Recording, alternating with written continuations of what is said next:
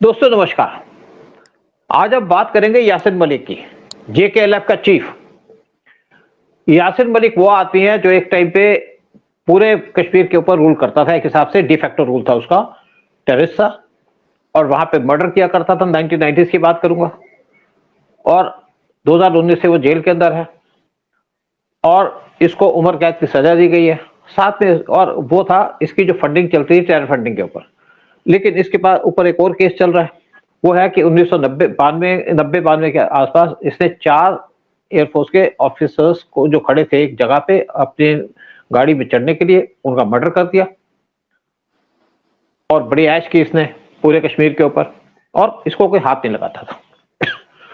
लेकिन जब मनमोहन सिंह की गवर्नमेंट थी तो उन्होंने 2011 को पीएम मनमोहन सिंह ने इसको अपने ऑफिस में बुलाया और इसको बड़े मान से रखा। कश्मीर के अंदर जो सारा सत्यानाश किया वो किया फारूक अब्दुल्ला ने, और आपके जो महबूबा मुफ्ती। महबूबा मुफ्ती और उसके फादर, कश्मीर के अंदर जो गड़बड़े हुई सारी वो हुई जब वीपी सिंह इंडिया के प्राइम मिनिस्टर थे। वीपी सिंह ने सारा सत्यानाश किया कि वीपी सिंह ने कोई काम तो किया नहीं और एक महाराजा की तरह बैठे रहे। और जब कश्मीर के अंदर हिंदुओं को मारा जा रहा था तो वीपी सिंह एंजॉय कर रहे थे। उनकी सबसे भारी गलती थी कि उन्होंने महबूबा मुफ्ती के फादर को बना दिया होम मिनिस्टर, एक मुस्लिम को होम मिनिस्टर बना दिया और सारी पावर उनको दे दी। और दूसरी तरफ आपके कश्मीर के अंदर फारूक अब्दुल्ला बैठे थे और दोनों की एक बड़ी तिगड़ी थी। महबूबा मुफ्ती की जो सिस्टर वो किडनैप हो गई थी, जिसको डॉक्टर कहा जाता था, और वो तब किडनैप हुई जब मुफ्ती दिल्ली के अंदर सीएम बैठे थे होम मिनिस्टर में, और अब फारूक अब्दुल्ला बैठे थे कश्मीर के अंदर, और इनको किडनैप किया था यासिन मलिक ने। लेकिन ये सारा का सारा ड्रामा किया गया था, किडनैपिंग का सारा ड्रामा था जो किया गया था। ड्रामा। और कुछ आईबी के ऑफिसर थे, मैं जिनकी पूरी की पूरी इनके अंदर मिली भगत थी, उनका नाम भी लेंगे, बाद में बात करेंगे। लेकिन आज मेन बात है कि अब यासिन मलिक जेल में बैठे हैं बहुत सालों से, और उनका केस आया अभी दिल्ली हाई कोर्ट के अंदर। ये कह रहे थे कि मेरे को इलाज के लिए परमिशन देनी चाहिए, मुझे दिल्ली से बाहर ले जाओ या कहीं और कश्मीर में ले जाने की बात करो। तो वहां के जो जस्टिस ने उन्हें मना कर दिया कि आपको जो गवर्नमेंट देखेगी करेगी वो करेंगे, क्योंकि पहले ऐसा होता था जितने भी सेपरेटिस्ट थे इनको पैसे दिए जाते थे, इनको एक स्पेशल इनके लिए पैकेज रखा होता हर एक के लिए, जिसमें यासिन मलिक भी था। इनको गाड़ी दी जाती थी, इनको सिक्योरिटी दी जाती थी, घर दिया जाता था, और इनको जब भी किसी होटल में इनको खाना खाना तो वहां की भी जो सारे चार्जेस थे वो स्टेट गवर्नमेंट बियर करती थी और इनको मेहमानों की तरह रखा था इंडिया के अंदर। लेकिन ये तब भी इनकी लॉयल्टी इंडिया के साथ नहीं थी, इनकी लॉयल्टी थी पाकिस्तान के साथ, और हमेशा इंडिया को धोखा और गालियां दिया करते थे। लेकिन आज यासिन मलिक जेल के अंदर है और इनको लाइफ इम्प्रिजनमेंट मिली थी टेरर केस के अंदर 2016 में। तो इसी पे चर्चा करेंगे कि यासिन मलिक को आज क्यों नहीं पूछा जा रहा और आज क्यों गिड़गिड़ा रहे जेल के अंदर कि मुझे मेडिकल ट्रीटमेंट दो, मुझे ये दो, मुझे वो दो। लेकिन गवर्नमेंट को सुन रही है ना, कोर्ट सुन रहे हैं, क्योंकि टाइम चेंज हो गया। और हमारे पे इसी पे बात करने के लिए जो बिल्टन सी है कश्मीर के ऊपर बात करने के लिए बैठे उदय शंकर पानी जी, जो डायरेक्टर है बॉलीवुड के। आप देख भी सकते हैं, इनके नाम के नीचे पूरी डिटेल लिखी हुई है और अच्छी नॉलेज रखते हैं हर एक सब्जेक्ट की, और इनको शायद लगता बड़ा इंटरेस्ट भी आता होगा ऐसी चीजों बात करने के लिए जहां पे चुस्की लेने की बात हो, क्योंकि हम चुस्की भी लेंगे इन चीजों पे, यासिन मलिक जैसे लोगों पे। हाँ उदय शंकर पानी जी आप बताइए, फिर मैं बात करता हूँ इसके ऊपर। सर, हमें हर उस बात में इंटरेस्ट है मुझे जो देश हित में हो, और हमारी बनती दोनों की इसलिए because you are a great nationalist and I think I am also a nationalist person, तो इसलिए हमारी जमती। सर ये मुझे तो लगता है सर वीपी सिंह को भी पकड़ के अभी उसके ऊपर इंक्वायरी करके उसको भी अंदर करना चाहिए। प्राइम मिनिस्टर तुम कौन से वो तो मर गया, वो तो मर गया था ना। मर गया उदय उदय। ऐसे तो मेरे को लगता है कि लाखों लोगों को अंदर कर रहे पड़ेगा हमें, और हमारी जेलें भर जाएंगी, क्योंकि एंटी नेशनल की कोई कमी थोड़ी है। आज कांग्रेस तो भरी पड़ी है एंटी नेशनल के चक्कर में। आरजेडी के अंदर सारे एंटी नेशनल है। मुझे लगा मनमोहन सिंह जी मर गए और ये बचा हुआ जाके, तो अच्छा। ये उससे पहले का था प्राइम मिनिस्टर, मनमोहन सिंह से पहले का। Are you sure he is dead? अच्छा, ओ चलिए, ओके। हाँ हाँ, ये 1990 में बने थे प्राइम मिनिस्टर, 90 के आसपास। VP Singh, okay okay. अच्छा, एनीवे सर, अभी ये लोग सर, इनको तो झूठ बोलना लोगों को मारना इनके लिए बड़ा ऑर्डिनरी चीज है, लेकिन जब खुद को खरोच लगती है तब इनको याद आ जाता है हमको मेडिकल केयर, हमको ये कर दो, हमको वो कर दो, हमको दुनिया भर की चीजें फैसिलिटी दे दो जाके। तो ये एक सेकंड सर, ये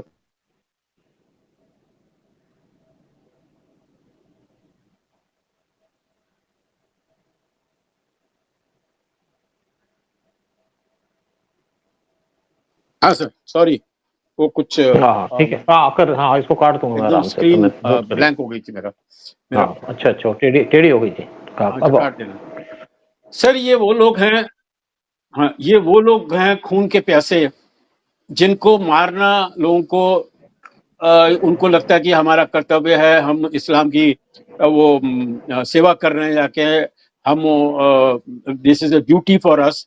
लेकिन जब खुद को खरोच लगती है ना, तब वो कहते हैं हमको मेडिकल केयर चाहिए, हमको ये चाहिए, वो चाहिए, दुनिया भर की चाहिए।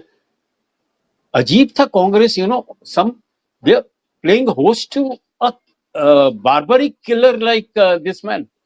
ये जो था, बस एनीवे सर, सत्यमेव जयते। अब हिंदुस्तान वो हिंदुस्तान नहीं है।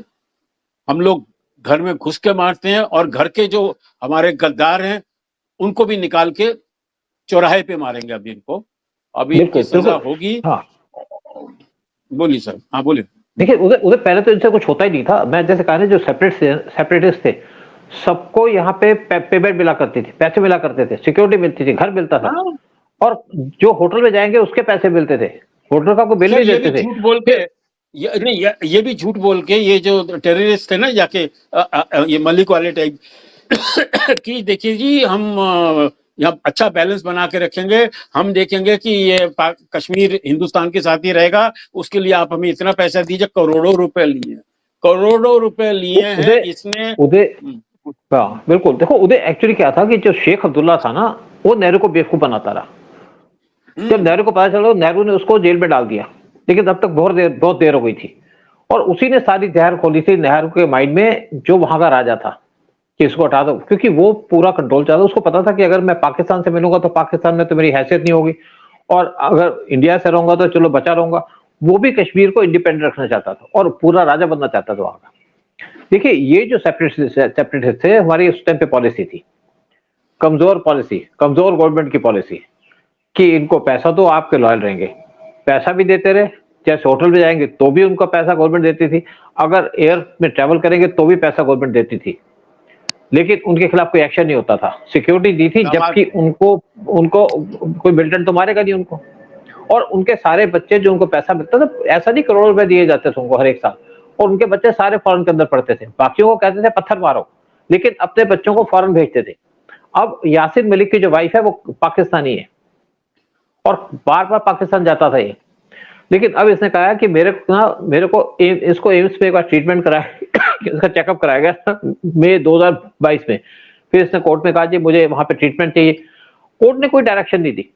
कोर्ट ने कहा जी गवर्नमेंट इसको देखे कि कहाँ पे ट्रीटमेंट देना है, जो उसको सूटेबल लगेगा देगा। वो एम्स का रेफर नहीं किया। तो गवर्नमेंट ने कहा भाई बेसिकली इसको जरूरत होगी, कार्डियोलॉजी की इसको प्रॉब्लम तो है थोड़ी सी, लेकिन ऐसी प्रॉब्लम तो होगी, जब आप गंदे काम करोगे तो आपको दिक्कत तो होगी। अब इनके पास कुछ हार्ट की प्रॉब्लम भी है, किडनी की प्रॉब्लम भी है, और होगी इसलिए कि आपने इतने जुल्म किए हैं कि आपको ऊपर वाला सजा तो देगा ही। और कभी कहते मेरी टांग नहीं चलती, कभी कुछ कहते थे। एक बार भूख हड़ताल पे बैठ गए थे, तो गवर्नमेंट का बैठे तो बैठे रहो। फिर उसके बाद इनकी तबीयत और खराब हो गई, क्योंकि जब आप हंगर स्ट्राइक पे बैठोगे तो आपकी सेहत पे फर्क तो पड़ेगा। सूद साहब, मैंने 50 साल में ये देखा है फिल्म लाइन के अंदर कि जो आदमी चालू हो रहता है, जो गलत आदमी है वो ज्यादा दिन नहीं देता जीता। The most healthy thing is to be a good human being, और ये साले है नहीं। ये जो है ना टेररिस्ट कश्मीर में, ये जो टुकड़ों पे पलने वाले और जहर मिलाने वाले और जहर खिलाने वाले, ये गद्दार नमक हराम, ये लोग कभी सुधरेंगे नहीं सर, कि ये बिल्कुल कीड़े की मौत मरेंगे। ये है कॉकरोच, और कॉकरोच की मौत मरनी चाहिए लोगों को। उदय कीड़े की मौत तो तब मरेंगे ना जब आप कुछ करोगे उनके खिलाफ। जब आप उनको अपना 5 स्टार होटल में खाना खिलाओगे तो मरेंगे कैसे? ये तो बीजेपी गवर्नमेंट आई है तब इनको जेल में डाला है, अदरवाइज तो घूम रहा था। देखिए इसके ऊपर जो पहला केस था वो था टेरर फंडिंग का, जिसपे इसको उम्र कैद की सजा हुई है। अब जो दूसरा केस है उस पे एक जो एयरमैन है, उसने गवाही बिल्कुल। दे दी, उसने आइडेंटिफाई कर लिया कि ये बैठा था, यही था जिसने गोली चलाई। उसकी सजा 2 के प्रूफ ऊपर आ गए। इसको नहीं, नहीं, हाँ, 2 आ गए हैं एविडेंस से, 2 विटनेस आ गए। हाँ, तो अच्छा वो भी है। अच्छा दूसरी बात, लोग विटनेस तो देंगे आज, क्यों नहीं देंगे? और अब ऐसा है कि अब लेकिन मेन बात है कि ऐसे लोगों को फांसी होनी चाहिए और फांसी के बाद इनको बिल्कुल। दफनाने की परमिशन नहीं होनी चाहिए। जैसे आपने देखा ना कि इस टाइम पे आपके जापान में क्या हुआ? जापान की गवर्नमेंट ने कहा किसी को हमारी कंट्री के अंदर दफनाने की परमिशन नहीं होगी। जो दूसरे रीजन का है, उसको दफनाना तो यहाँ से ले जाओ, अपनी कंट्री पर दफना दो उसको। लेकिन जापान के अंदर किसी को दफनाने की परमिशन नहीं है। इसी तरीके से कुछ और ऐसी कंट्री हैं जो बड़े स्ट्रॉन्ग स्टेप ले रही हैं मुस्लिम के खिलाफ, और हमको स्पेशल स्टेप लेने चाहिए ऐसे जिहादियों के खिलाफ। इनको दफनाने की परमिशन नहीं होनी चाहिए, इनको जलाने की परमिशन होनी चाहिए या समुद्र में फेंक दो, जैसा ठीक लगे। अभी क्योंकि इसके लिए हमको अभी एक नया रूल आ गया ना कि जो वकील ऐसे गद्दारों को उनका केस लड़ेगा, वो भी डिक्लेयर हो जाएगा एज ए गद्दार, देश का दुश्मन। तो कपिल सिब्बल तो सबसे पहले अंदर जाएगा, बिल्कुल, बिल्कुल। सिंह भी जाएगा अभी वो सबसे नहीं कर पहले। पाएंगे। हाँ। तो लेकिन इसको क्या है कि ये जो आदमी है, इसको बहुत बीमारियां, किडनी की प्रॉब्लम है, हार्ट की प्रॉब्लम है, और किडनी में स्टोन भी निकला इसके। लेकिन फिर ये कहता है कि मेरे को, मेन बात ये है कि आप देखिए पहले जो हमारे जजेस थे, उनका बड़ा लीनियंट भी होता था इनके खिलाफ, क्योंकि इनके सामने इनके लिए बड़े बड़े वकील खड़े हो जाते थे। आज जितने भी वकील, जितने भी जजेस हैं, उनको समझ में आ गया कि ये हमको एक डिसीजन लेना है देश के फेवर में। और आज जैसे एक डिसीजन लिया गया था रोहिंग्यास के बारे में, सुप्रीम कोर्ट ने कहा, कहते इनको क्या रेड कार्पेट वेलकम दोगे आप? उसी तरीके से इन लोगों को, जो टेररिस्ट है, इनको क्या रेड कार्पेट वेलकम दिया जाएगा इंडिया के अंदर? इनको जेल में रखना, एक सजा देना एक ड्यूटी बनती है हमारे देश की और हमारी गवर्नमेंट की, जो इस टाइम पे मोदी गवर्नमेंट कर रही है। अदरवाइज ये लोग जो हैं हमारे सिर पे बैठे हुए थे, मर्डर करके बैठे हुए थे। आप देखिए एक आदमी ने मर्डर किया, उसके बाद मनमोहन सिंह उसको अपने घर में बुला लेते हैं, ऑफिस में बुला करके उसको प्यार से बिठाते हैं, वहां पे चाय कॉफी पिलाते हैं।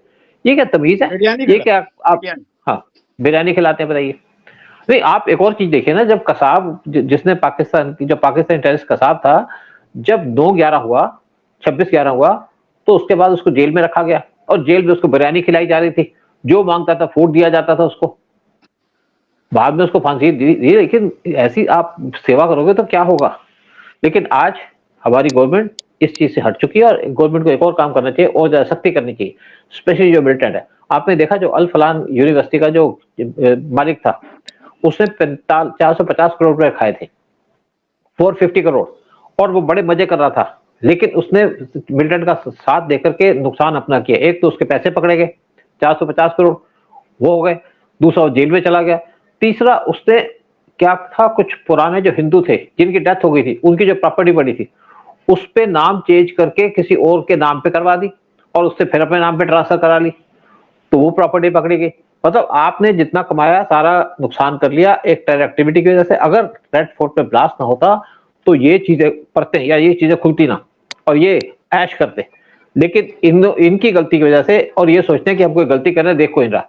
जब एजेंसीज आप इन्वेस्टिगेशन करती है तो पूरा का पूरा पर्चा खोल लेती हैं और जो भी उसमें इन्वॉल्व होता है उसको धर के दबोचती हैं। और इसी तरीके से अल फलान यूनिवर्सिटी का जो चीफ था, उसके पैसे भी गए, इज्जत भी गई, जेल भी चला गया और प्रॉपर्टी जो थी उसने कमाई थी वो भी चली गई। तो यही हाल होता है ऐसे लोगों का। और जिस तरीके से आप देखिए यासिन मलिक, इसने बड़ी ऐश की, बड़ा मर्डर किया, और मर्डर करने के पीछे इसका हाथ नहीं था। इसके पीछे जो हाथ था वो था फारूक अब्दुल्ला का। इसके पीछे हाथ था महबूबा मुफ्ती के फादर का, यानी कि जो मैं नाम बोल रहा हूं उसका।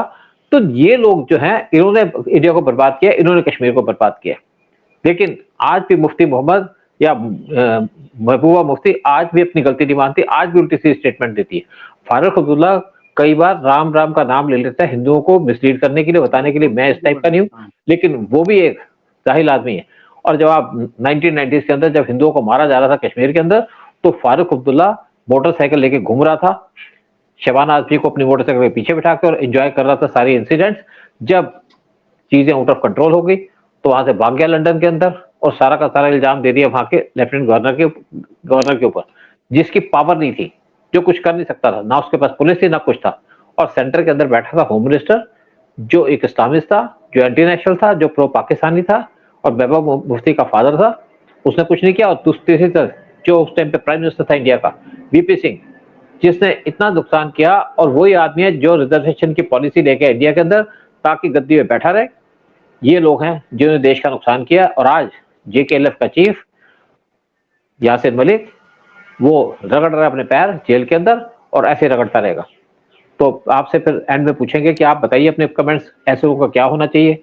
और दूसरी तरफ आप चैनल को सब्सक्राइब कीजिए, वीडियो को शेयर कीजिएगा। जय हिंद, जय भारत। भारत माता की जय। वंदे मातरम से।